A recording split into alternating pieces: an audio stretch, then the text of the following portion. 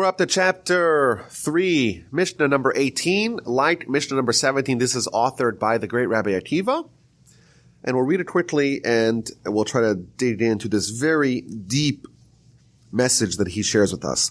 Hu haya omer, Rabbi Akiva would frequently say, Chaviv adam shenivra b'tzelem, beloved is man for he was created in the image of God. Chi b'yaser nodaslo shenivra b'tzelem.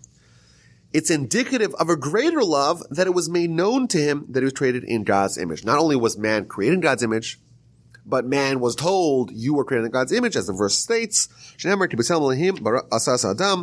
in the image of God, he made man. So this is the first idea. Man is beloved above all other species because man was created in the image of God. And not only that, this was multiplied by the fact that he was told that he was created in the image of God. Number one. Number two, Chaviv in Yisrael. Beloved are the people of Israel, shenikru banim lamakom, because they're described as children of God. In addition, they were told that they're children of God, and that multiplies their belovedness even more. Quotes the verse, Shenemar, as it says, you are children, you are sons to Hashem, your God. And finally, Chaviv in Yisrael, beloved are the people of Israel, shenasalem kli chemda, that they might give us the Torah, which is a cherished vessel. In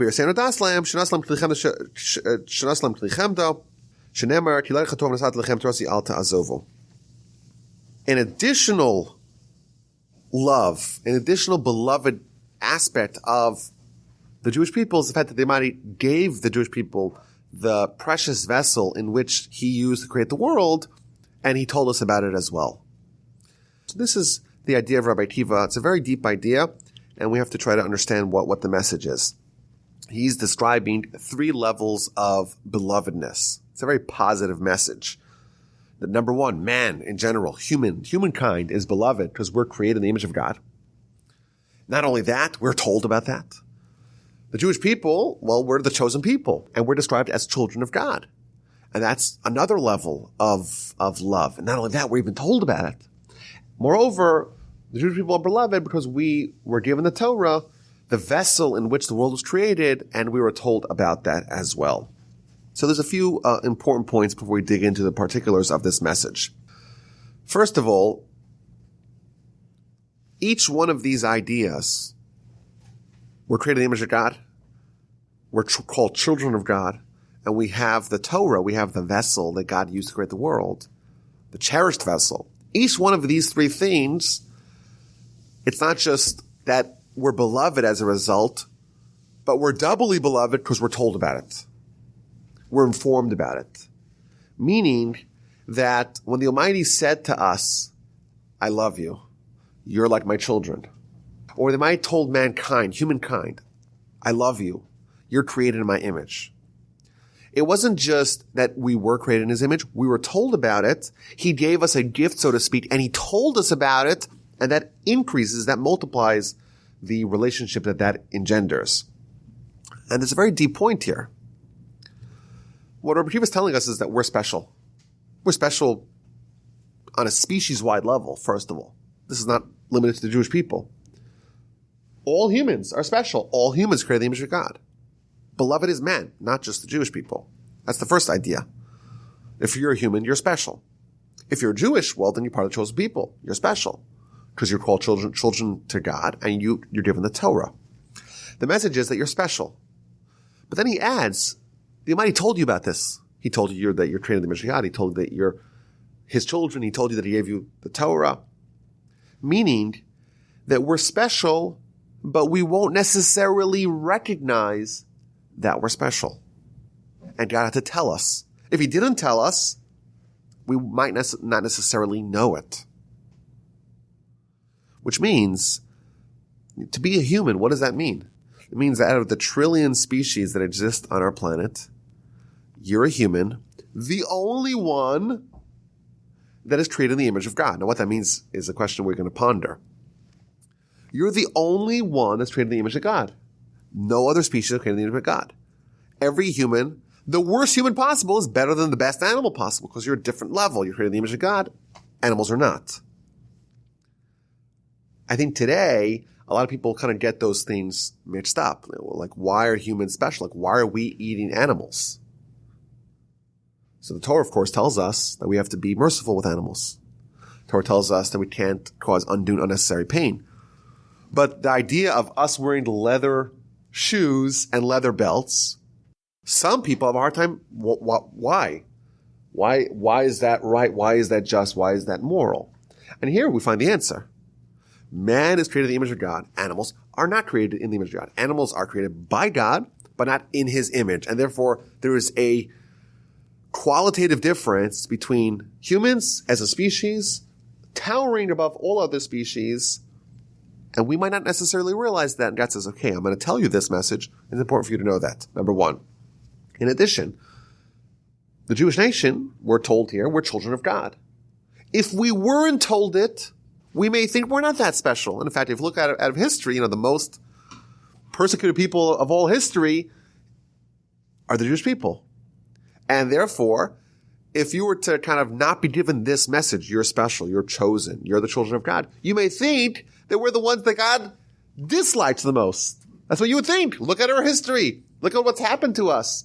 Look at the litany of persecutions, of expulsions, of terrible things that happened to our nation. If we weren't told this message, we wouldn't know it. We'd think we're not special. And now we have some work to do. Okay, if we are special, how did those things happen? That's kind of the next level of the question. But we are special. We're children of God. And God says, I'm going to tell it to you. Otherwise, you might not know it. In addition, Torah, here it's described as the cherished vessel that God used to create the world. If we weren't told the power of Torah, that it's a cherished vessel that God used to create the world, we might not know that. We might say the Torah is God's tool to make me miserable, to govern every aspect of my life, to be a draconian system of laws that tells me all things I cannot eat. And I'm hungry, and I very much desire all these stuff that I want to eat. And we may misattribute what the Torah is, and therefore Rabbi Akiva tells us, no, don't get the wrong message. This is a tremendous gift that the Almighty gave you because He loves you exceedingly, and He told you that about it. He described it to you like that because you may take the wrong message about what the nature of Torah is. Now, so what are these three themes in general, and what's the connection to these three themes, and what are they connoting? So one of the commentators, we started off chapter 3 in Pirkei Avos with the teaching of Akiva ben Mahalalel. It's one of the most, maybe more depressing teachings that we've read. It's a very valuable teaching, but it's not a very inspiring one. It's a valuable teaching because it tells us the tools to not sin. It's not inspiring because it's telling us, you're not that great, you're not that special, you're not that unique. Your destiny is not that glorious. That's what he tells us. He tells us, Akiva says, listen, look at three things, you'll never sin. Know from where you came, know to where you're going, and know from whom you're going to give an accounting and a reckoning. Where do you come from? What's the primordial origin of man? A putrid drop. The biological origins of your body, not that glorious. Where are you heading to? A place of worms, dust, and maggots. We're going to be buried in the ground, and what's going to happen of our biological self? Know before whom you're going to give an accounting and a reckoning? Before God. If you keep these three things in mind, you're not going to sin. So he's telling you, you're not that special. You came from a shameful origin. You're going to a shameful destination, and you're going to have a lot of work to do to defend yourself before God. And who are you compared to God? That's the message that we start off the chapter with. Comes along Rabbi Akiva, okay, I want to balance this out. Not only are you special, you're very, very beloved and special. You are valuable. You're a human. You're created in the image of God. Yes, of course, both of these things are true. Our biological origin is very unimpressive, but what about our spiritual origin? What about our soul? If you're a human, by definition, you have a soul that's greater than angels. And not only that, God says, I'm going to tell you, you're created in my image. You're above the angels.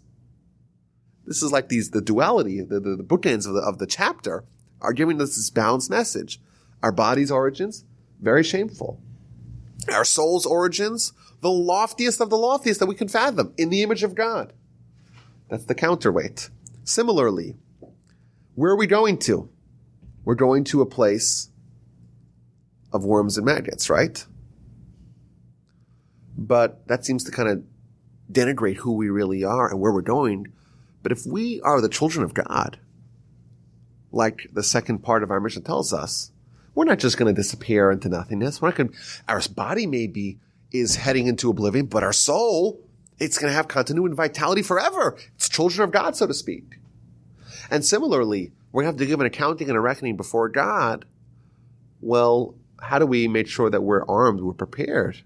The Almighty gave us this precious treasure. He gave us the Torah, and the Torah is our roadmap to navigate this confrontation that we're going to have with God. So one of the commentaries shares a very interesting idea to show that there's a certain counterweight, a certain counterbalance between the beginning of the chapter that kind of highlighted all the flaws and all the shameful parts of who we are. And now let's focus on the other side. And those two together, that's a healthy attitude, to realize that we're a dichotomy, we're composed of opposites, of things that cannot be more different, the body and the soul. And that's the conflict that we're living our lives between. We're strung between the putrid job as our origin and no, we're created in the image of God. Those two are both true within us. We're going to a place of dust, worms and maggots. We're the children of God. We're going to have to give an accounting before God. We have the precious Torah to navigate that confrontation, that challenge. So what are these three themes? What is this idea of the image of God? And again, this is an interesting introduction because it pivots then talk about the Jewish people. The image of God it's universal. Rabbi Akiva is speaking to us, to the Jews, but he's telling us, yes, you're the chosen people, but you're also part of the chosen species. And that is a universal thing. Every human is created in the image of God. But what does that even mean? It's a very problematic statement. The image of God doesn't have an image. It's one of the 30 principles of faith. God doesn't have an image, doesn't have any form, doesn't have any bodily character or overlap. It cannot be something which is in appearance. God has no appearance. God has no body. So when we're in the image of God, it cannot mean literally the image, the visage, the countenance of God. God doesn't have a countenance. So it can't mean that. Well, maybe God is intellect and we're intellect. Maybe it's kind of the more sublime levels. And that's what it means that we're creating the image of God. The problem with that is that when it says that humans are special because we're created in the image of God, it means that we're more special than angels. We're the only things that are created in the image of God. And if it was highlighting our intellect, well, you know who has greater intellect than us? Angels. And therefore, when it says that we're created in the image of God, it cannot mean that just as God has intellect, we have intellect. And consequently, it's a major discussion. One of the big questions, one of the big dilemmas of Jewish theology and Jewish philosophy is the question of understanding what exactly it means man is created in the image of God.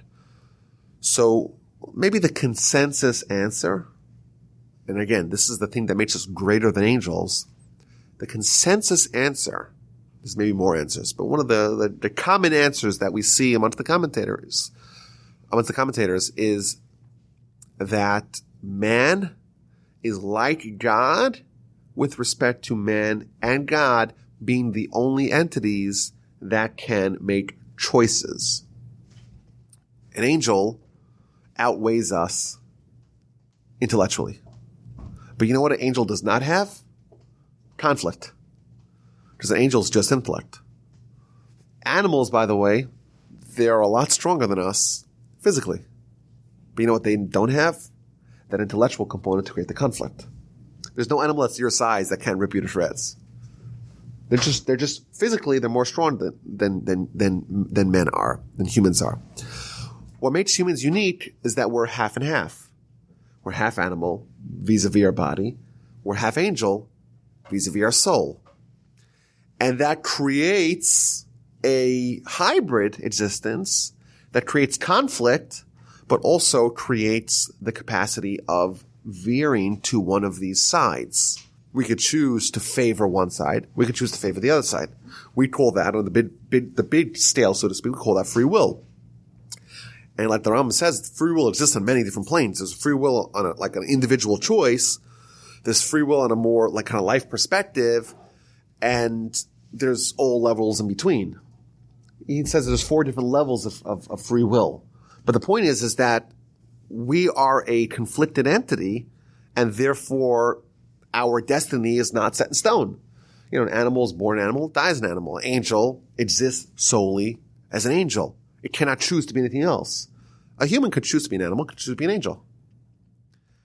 And that, of course, is the big picture of what they are physiologically, but that creates the ability to have free will. And what we're saying over here is that man created the image of God. God, of course, ultimately made the choice to create the world and has all the power coalesced within him to make all the choices. However, he created man in his image, meaning that he outsourced to man some of the decisions that happen in the world. Who decides what's happening in the world? Of course, God, but also mankind. The animals don't have a say. The angels don't have a say. Only man who's created in God's image has a say outside of God. So that's the most common idea, understanding of what this means. And therefore, not just Jews, all of humanity are created in the image of God. All humanity has free will. There's a lot of Kabbalistic undertones in this idea, man being created in the image of God. And I want to share a little bit of a perspective about some of these ideas. So some of the commentators tell us that man is created to resemble God. And the way it's couched is that man is the only animal or the only physical being in this world that walks erect, whereas all the animals are bowed. Meaning that man originates from heaven, and therefore man is trying to kind of go back to its source. The animals originate from the earth, so to speak, and therefore they're going back to their source.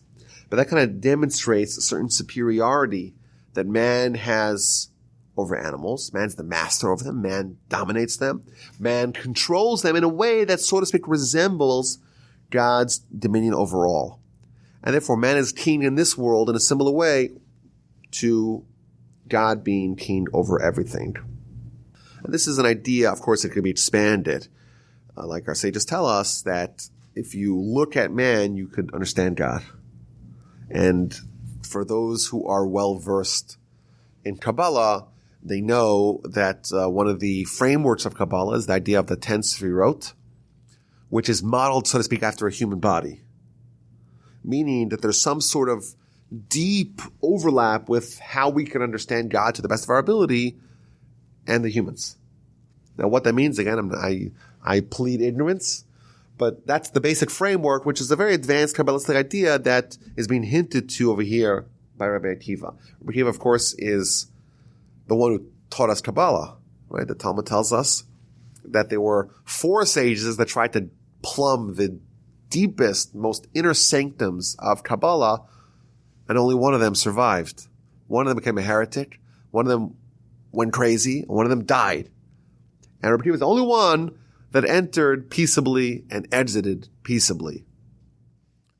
So when he's sharing this idea, there is a layer of understanding that's very advanced and very mystical of man being created in the image of God.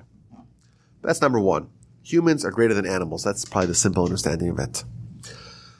Jewish people, well, we have a filial relationship with God. God is like our father. What does that mean? What are the implications of that? So again, the commentaries, each one of them says their own spin on what exactly this means. But for one, there is something about a blood relative that is constant. You know, you could choose who you want to marry. You could choose who you want to go into business with. You can't really undo who your parents are. You can't really undo who your children are. It's like constant. And of course, the mitzvah that most represents the Jewish nation and the Jewish identity is, of course, the circumcision, which our sheikhs tell us It's the one mitzvah that is implanted within us. You take off all man's clothing, they still have that with them. And that's kind of to represent the idea of constantness. Just like a child is constantly the child of the Father, we constantly have a relationship with God. There's no way to sever that relationship. It's a very deep idea. In addition, if you have a child and the child misbehaves, or the child acts in an improper fashion, there's a lot of things you could do, but one thing you can't do is make them not your child. So not only is it constant, it's independent of our behavior. Any other relationship, it can be undone. This relationship can never be undone, irrespective of behavior. Moreover, this is kind of the next level, that a child and a father are similar because they're part of the same family. There's a kind of a genetic link between them. What we're saying over here, again, a very advanced idea, that the Jewish nation has some sort of spiritual overlap with God. We're similar to God, which is a very deep idea. Just like a child is similar to the father, the Jewish nation, in their spiritual sensitivity, in their spiritual acuity, in the message they're trying to impart in the world, is similar to God. When Abraham arrived at the scene, the forefather, of course, the Jewish people, what did he start doing? He started disseminating the idea of God in the world. In effect, he's continuing creation. God created the world and presented sufficient evidence of his existence, but not in a way that's undeniable. And the objective was for the Jewish people, or whoever would emerge, someone to emerge to continue God's work. Comes along Abraham, and he starts continuing God's work. And therefore, just like God exposed God in the world, Abraham exposed God in the world. There's an intimate connection. And that is not only Abraham, it's Abraham's descendants, and therefore we can be aptly described as the children of God, as people who are continuing to do what he started. And finally, we have the Torah. The Torah is a cherished vessel that God used to create the world, and that he gave to us. So what exactly does this mean? We have, again, a variety of particular examples to express this idea from the various commentators. So, for example, the Rabbeinu Yonah tells us that it means three different things. Number one, the tool that God used to create the world was the Torah. Number two, the objective of the world was so that people should obey the Torah. Number three, that everything in the world is there to aid, either directly or by extension, the people that are upholding the Torah and studying it. Which is a very advanced idea. It might sound a little bit, you can see how people can take it the wrong way. Everything in the world was created solely to help those that are studying Torah. Not directly, but indirectly, which is a very powerful idea. But generally speaking, what does this mean? That we were given the tools that God used to create the world. In effect, God created the world, and the tools that he used, the keys, so to speak, to creation, he gave to us. And that's not random. Abraham says, okay, I want to continue doing creation. I want to finish the job, so to speak. And again, there's an internal continuity here. Man has free will, therefore only man can do the work of God. Only man's in the image of God. That's point number one. Point number two, well, who stepped up to the plate? Abraham. And therefore Abraham is continuing God's work. He's like the child of God. And therefore his people that he spawned, they're going to be the ones who are going to continue his work. Well, how are they going to do it? They're going to do it because they were given the keys that God used to create the world. They're going to be given those same keys to finish the creation, to complete the creation, to bring about the perfection. Now, this has some perks. If you have the blueprint, if you have the keys to creation, well, then creation is subject to you. So there's many examples of this concept in Jewish literature, but the sages in the Talmud, for example, were given all kinds of stories of how to do miracles. How do you do a miracle? A miracle, by definition, is changing the laws of nature. The laws of nature are fixed, right? Right? That's what you would think.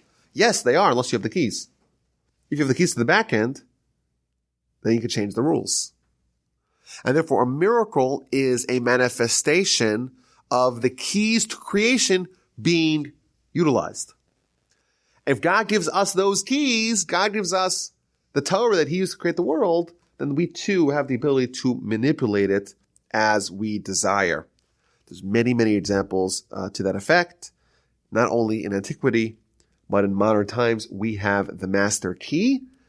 And this is a very, very advanced idea that Adam was very desirous of those keys. He was not given them. Adam was not given those keys. Only Abraham and his descendants subsequently at Sinai. Only we have those keys. Adam was great. But if you look at the Hebrew, Chaviv Adam, Adam is still on level 1. He's beloved. He's created God's image. He has the ability to make decisions, to make free will decisions, but it's limited. He's not beloved by God, so to speak. He's not His child, and he wasn't given the precious gift that God used to create the world, and therefore he cannot create the world on his own. We have to wait someone like Abraham to be able to seize those keys and get to work. But what does that mean for us? For us, that means that we have the ability to create new worlds, abilities that Adam did not have. Adam had a keener grasp on the whole universe. There was no man in history that was as advanced in level 1 as Adam was. So, for example, just tell us that Adam was able to name all the species. How did he name the species? He was able to understand their essence, and therefore he was, to a certain degree, even wiser than angels. He's in the image of God at the most prominent example of that. Even the angels were so impressed with him, they tried to worship him, but he was still lacking. Why does he sin? Why does he capitulate to the serpent? It's because he wanted something more. He wanted an advanced level. He wanted Torah, and he didn't have it. And the only way that he thought he could get it is via the sin. So it's a very advanced idea, like we said, but Rabbi Akiva is telling us here that the most precious vessel, the tools that God used to create the world, was given to us. I think if the only thing we take away from that is a reframing of what Torah is, it's a very powerful lesson. But what it's also showing us, the incredible power that our small nation has. If you compare us numerically to the rest of the world, we're infinitesimally insignificant. We're less than the margin of error of the margin of error. That's what we are. Yet what he's telling us is that everything really is about us. The whole world is waiting for us to make our move because we're the only ones that have the key. And you know what? If there's only one person that has the key, there could be a billion people that don't have the key. It doesn't matter. They are not as powerful as the one man with the key. Our nation, of course, thanks to Abraham, thanks to our history, we're beloved, we're children of God, we're going to live forever, we're going to exist forever, and we're going to be the ones to bring about what we call Messiah, bring about the perfection of the world. How are we going to do that? Via the tool of creating the world via the Torah.